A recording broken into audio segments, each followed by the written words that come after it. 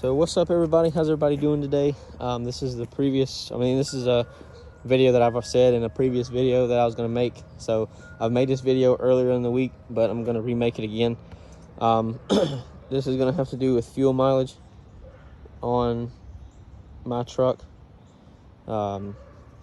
Just because I'm sure a lot of people wonder what these trucks get as far as fuel mileage, just based off of, how it's optioned, blah, blah, blah. My truck is 2021 Chevy Colorado. As you see, it's an extended cab, 2-wheel drive, has 342 rear gear ratio, has the 8-speed transmission. It has the LGZ V6, it's 3.6 liter. It's naturally aspirated. There's nothing done to the engine. There's nothing done to the exhaust other than the resonator is gone.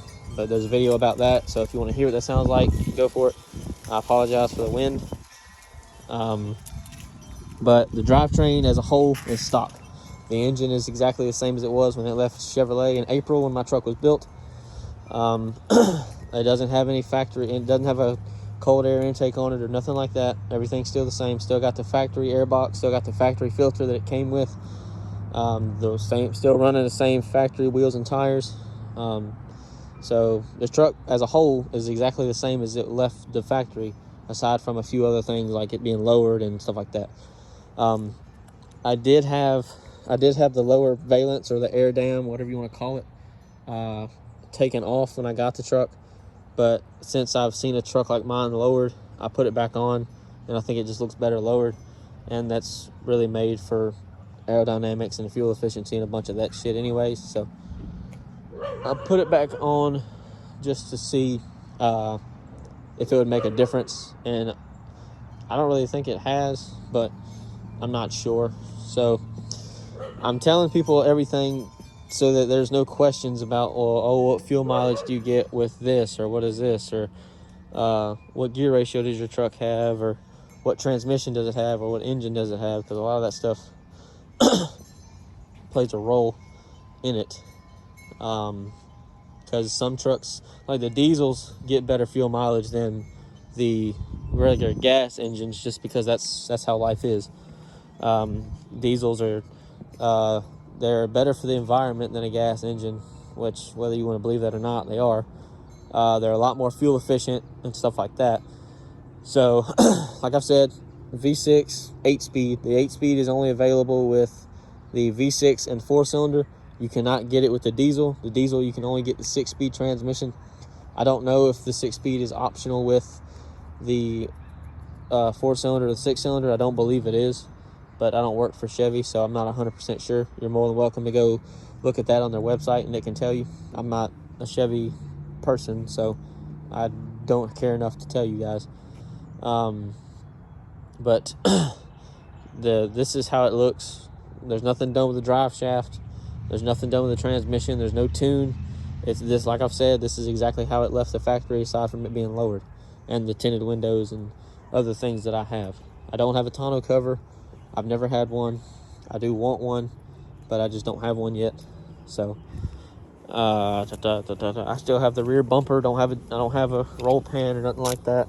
The tires are aired up to what they're supposed to be aired up to. And I do have the Solar Performance throttle controller for these trucks. I've made a video about that. So if you want to see what that's all about, you can watch that video if you like. If you don't, that's great too. So I drive 30 minutes one way to work, and I drive on the highway, so it's mainly just straight. There's only a few turns, and that's really it. So currently I've averaged 19.1 gallons per mile. So, or miles per gallon, whatever, however you want to say it. And I drive a cumulative amount of maybe 250 to 350, or in between there, miles a week. I work 5 days a week. I work 8-hour days. Not that that has anything to do with it, but the 5 days does. And that doesn't factor in, like today I went and got my hair cut.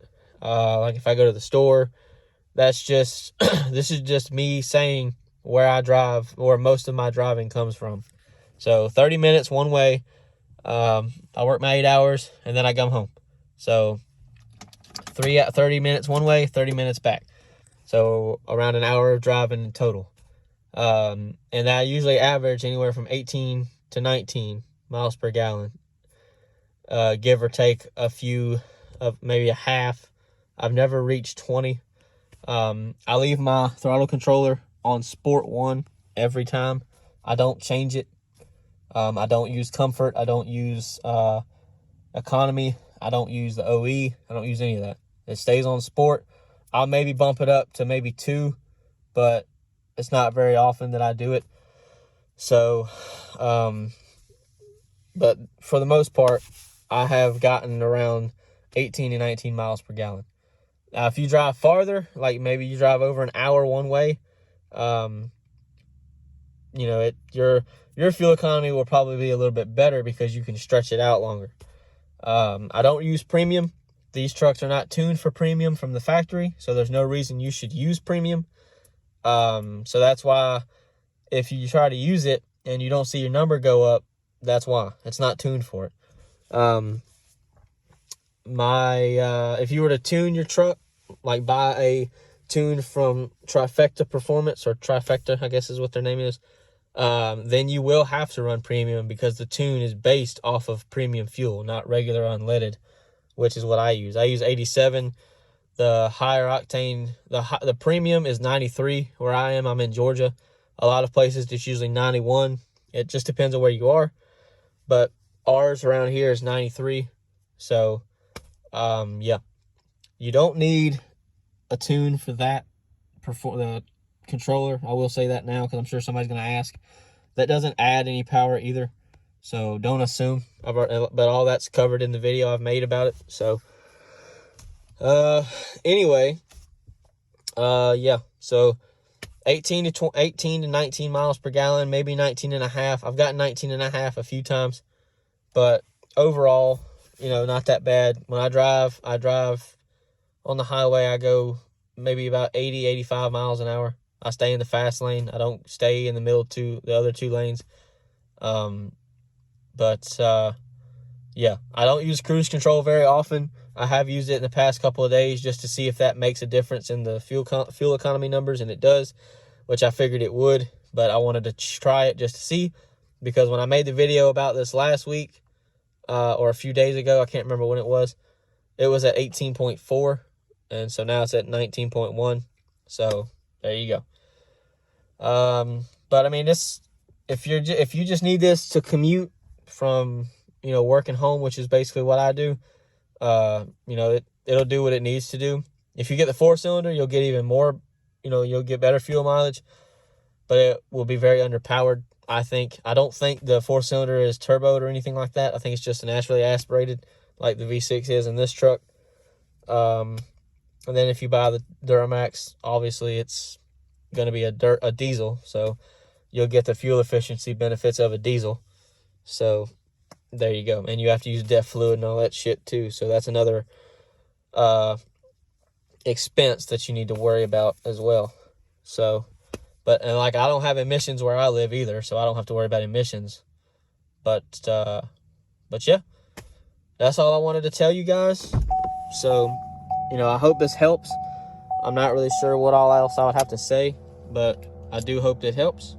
And I appreciate you guys watching.